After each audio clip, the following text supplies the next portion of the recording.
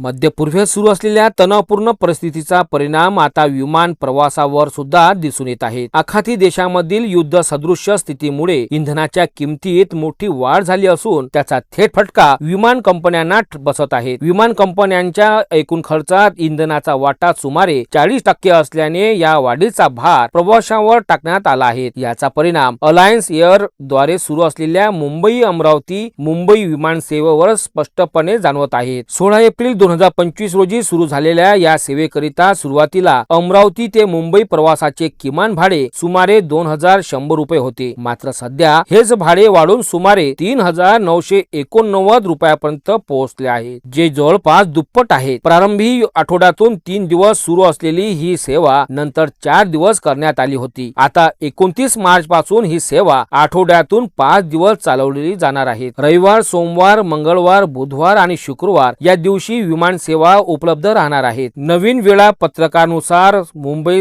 या ठिकाणाहून सकाळी 7:05 विमान उड्डाण घेऊन अमरावती येथे 8:50 या ठिकाणी पोहोचणार आहे। त्यानंतर अमरावतीहून सकाळी 9:15 उड्डाण होऊन मुंबईत 11 वाजता आगमन होईल। अमरावती हे विदर्भातील एक महत्त्वाचे शैक्षणिक आणि औद्योगिक केंद्र असल्यामुळे मुंबईकडे प्रवास करणाऱ्यांची संख्या मोठी आहे। शिक्षण, व्यवसाय, उद्योग आणि प्रशासकीय कामांकरिता नियमित प्रवास करणाऱ्या नागरिकांवर या दरवाढीचा परिणाम होत आहे। त्यामुळे भाडेवाढ नियंत्रित ठेवावी अशी मागणी प्रवाशांकडून होत आहे। यापूर्वीही भाडेवाढीवर नाराजी व्यक्त केली जात होती। या संदर्भात काँग्रेसचे खासदार बळवंत वानखडे यांनी केंद्रीय नागरी विमान वाहतूक मंत्री किंजरापू राम मोहन नायडू यांच्याकडे निवेदन सादर करून ही सेवा सर्वसामान्यांकरिता परवडणारी ठेवण्याची विनंती केली आहे। दरम्यान प्रवाशांच्या वाढत्या मागणीमुळे विमान सेवेची वारंवारता वाढवण्यात आली असली तरी वाढलेल्या तिकीट दरामुळे प्रवाशांमध्ये आता असंतोष कायम आहे।